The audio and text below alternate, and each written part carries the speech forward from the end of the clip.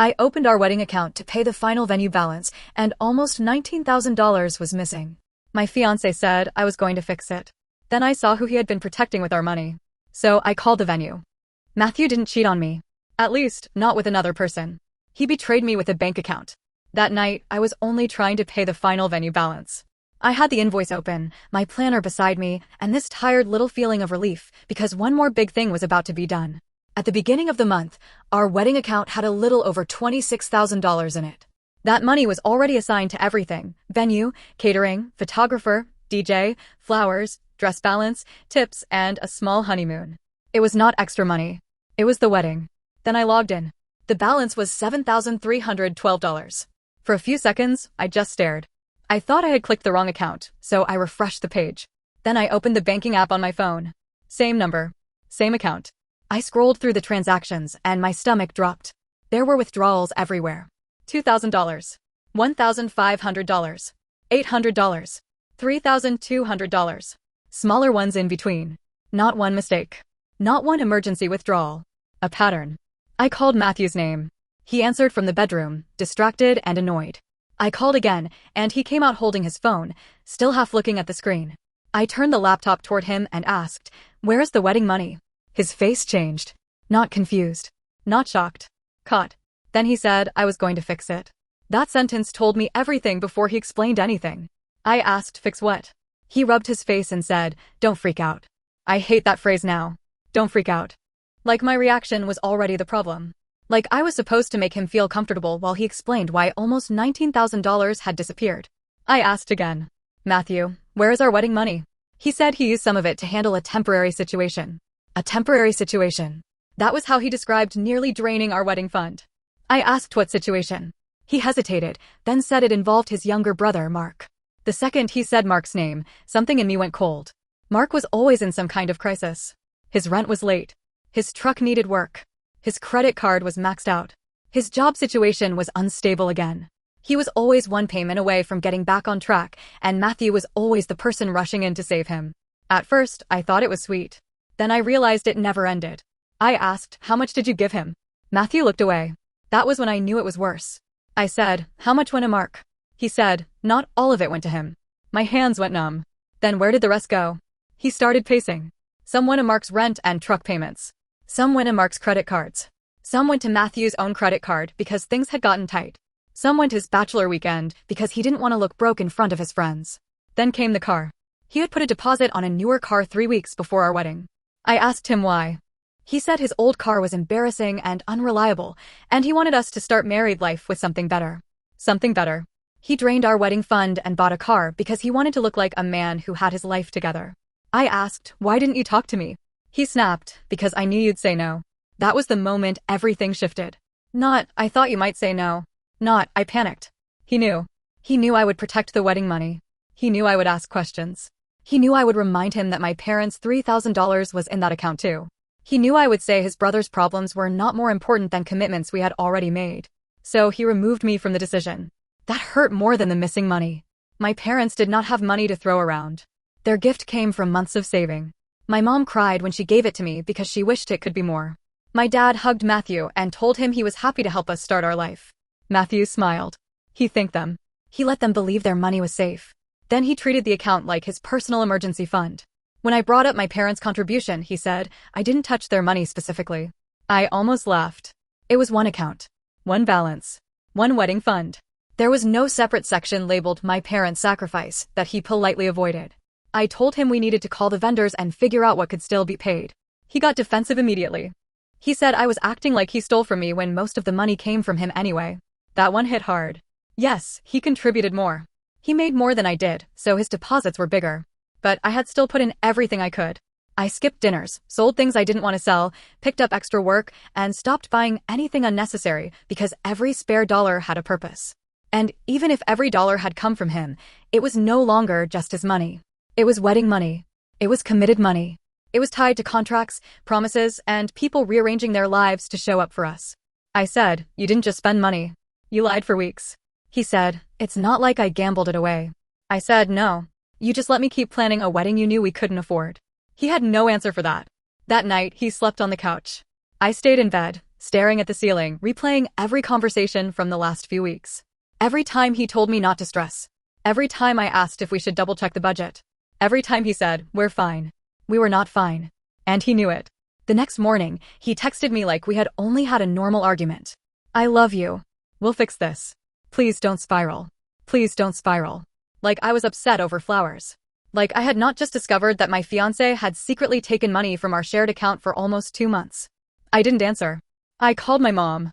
I thought I could explain calmly, but the second she said hello, my voice broke. I told her the account was nearly empty. I told her Matthew had used the money without telling me. I told her where it had gone. There was silence. Then she asked quietly, "Our money too?" I said yes. She didn't scream. She just made this small, broken sound, and that was worse. That was when sadness turned into rage. Because Matthew had not only betrayed me, he had betrayed people who trusted him. That night, I confronted him again. I told him my mom cried. He looked uncomfortable, but still not guilty enough. He said he would pay them back. Mark would start repaying him soon. The car situation would settle. He had a plan. Then he said he just needed me to trust him. Trust. I asked how I was supposed to trust someone who hid withdrawals from me for weeks. He said, "Because I'm telling you now." I said, "You're telling me because I found out." That was when he got angry. He said I was making him feel like a criminal. He said marriage meant handling problems together. He said family comes first. He said I cared more about a party than real life. I told him the wedding was not the real issue anymore. He rolled his eyes and said, "If you cancel the wedding over money, that says more about you than me." Everything inside me went still. Because suddenly, I saw my future. Not in some dramatic movie way. Just clearly. I saw myself checking accounts because I didn't feel safe. I saw him calling me controlling for asking questions. I saw Mark having another crisis and Matthew deciding for both of us what we could afford to lose. I saw myself apologizing for being responsible. I saw myself being told I was selfish every time I refused to clean up someone else's mess. The wedding no longer felt like a beginning. It felt like a warning. I didn't cancel it that night. Real life is not that neat. The next day, I went through every contract, every vendor, every due date, and every payment still owed. The numbers were brutal. We could maybe cover part of the venue balance, but not catering. Maybe the photographer, but not the DJ. Maybe flowers, but not the honeymoon. Everything depended on money that was no longer there. Matthew kept saying, "We can scale back." Scale back what? The wedding was in 3 weeks. Guests had booked flights. My dress was altered. Invitations were sent. Final payments were due. Deposits were already gone. And even if we found some cheaper version of the day, what was I supposed to do? Walk down the aisle toward a man I no longer trusted while everyone smiled at me? The next morning, I called the venue. My hands shook so badly I had to hold the phone with both hands. The woman on the other end was professional and kind. She explained what we would lose. I already knew most of it, but hearing it out loud made it real. The deposit was gone. Part of the final balance was non-refundable. Some vendors had separate cancellation terms. I said, "I understand," even though I felt like I understood nothing. Then I called the caterer, the florist, the DJ, the photographer. The photographer was the only one who made me cry harder. She couldn't refund everything, but she offered to transfer part of what we paid into a family photo session for my parents later. A stranger was more careful with my parents' sacrifice than the man who was supposed to become part of our family. When Matthew came home and realized I had started canceling everything, he exploded. He said, "You actually did it?" I said, "Yes." He said, "Without talking to me?" I laughed then. Not because it was funny, but because I couldn't believe he had the nerve to say that. He said I humiliated him. I embarrassed both families. People would think he was some kind of monster. I should have given him time to fix it before destroying everything. I said, "You had 7 weeks to tell me." He said, "I was trying to protect you." I said, "No. You were protecting yourself." He told his parents before I could. His mom called first. She sounded heartbroken and careful. She said Matthew loved me. She said people panic under pressure. She said Mark had been struggling, and Matthew was only trying to keep his family from falling apart. I said he was about to start a family with me. She went quiet. Then she said, "A marriage can survive financial mistakes." I asked, "Can it survive weeks of lying?" She didn't answer that. His dad called later and was less gentle. He asked if I really wanted to be known as the woman who left 3 weeks before the wedding. He said people would remember. He said Matthew intended to replace the money. I asked with what money. He didn't answer either. That became the pattern. Everyone wanted me to forgive Matthew's intentions. Nobody wanted to explain the numbers. Nobody wanted to admit the wedding could not happen unless I swallowed the betrayal and helped him pretend it was stress. My parents were different. My mom told me she was sorry I was hurting, but proud I stopped before the paperwork. My dad was quiet for a while. Then he said, if he does this before the wedding, don't wait to find out what he'll do after. I needed that more than I realized. A few days later, Mark messaged me. I almost ignored it. I expected him to defend Matthew. Instead, he apologized. He said he didn't know the money came from the wedding account. Matthew had told him he had extra savings and wanted to help. If he had known the truth, Mark said, he would not have taken it. I believed him.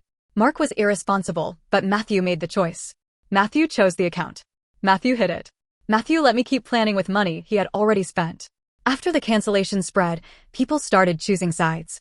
Some friends showed up immediately. One helped me pack decorations I couldn't look at. Another sat beside me while I emailed guests. My cousin Sarah told me I could stay with her if I needed space. Other people were not as kind. One of Matthew's friends posted something about loyalty meaning more than money. Someone else said weddings bring out the worst in women. A relative told me every couple has tests before marriage, and I was failing mine. I wanted to post the bank statement.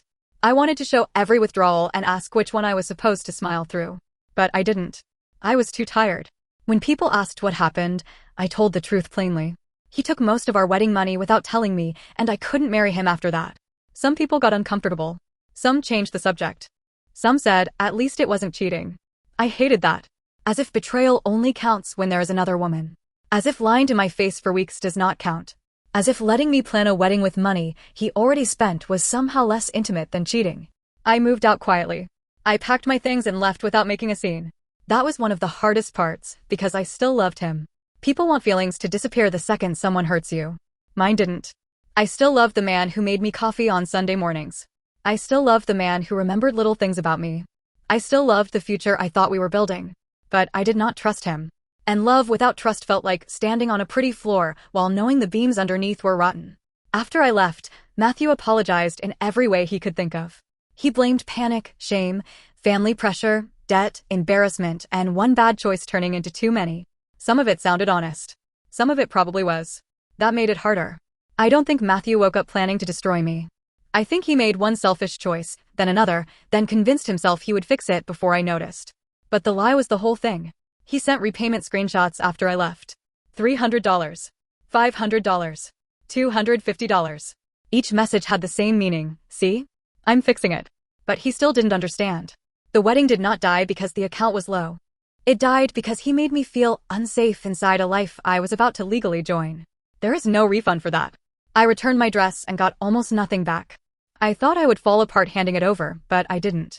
I just felt numb. It looked strange in the garment bag, like it belonged to another woman. A woman who still thought the worst thing that could happen on her wedding day was rain. For a while, everything felt hollow. Then the photographer contacted my parents about the family photo session. My mom asked if I was sure I wanted them to use it. I said yes. A few weeks later, she sent me one of the photos. Just my parents together, dressed nicely, looking awkward and sweet and real. I sat on my kitchen floor and cried. Not because it fixed anything. Because something good had survived. Matthew still emails sometimes. He says he understands now. He says he knows he broke trust. He says he does not expect me to come back, but hopes someday I believe he was not trying to hurt me. I don't always answer. Sometimes I type long replies and delete them. Sometimes I want to say I miss him. Sometimes I want to ask why he didn't love me enough to tell me the truth before I had to find it on a bank statement. Most of the time, I say nothing. Not because I have no feelings left. Because I finally learned that not every feeling deserves action. The quiet revenge is that I stopped protecting his image. I did not post a rant or send screenshots to every guest. But when someone asked, I told the truth. That was enough. Matthew had always counted on being liked. He counted on people seeing him as calm, generous, and easygoing. He counted on me being too embarrassed to explain what really happened. I wasn't. And the truth changed how people looked at him. Not everyone. Some still think I was harsh. Some still think I should have stood beside him while he fixed it. But a lot of people understood. His own aunt sent me one message that said, "You did the right thing before it got harder." I read that message over and over. Because that was exactly it. Before it got harder. Before marriage. Before shared taxes. Before a house. Before kids. Before every excuse became more complicated and every exit became more expensive. I don't hate Matthew every day anymore. Hate takes energy, and I am tired of giving him energy. Some days I miss who I thought he was. I miss the version of him I was going to marry. I miss the future I had already pictured so clearly that losing it felt like grieving someone who never existed. But then I remember the balance. $7,312. I remember his face when I asked where the money went. I remember him saying, "I knew you'd say no." And something in me closes. Because he was right.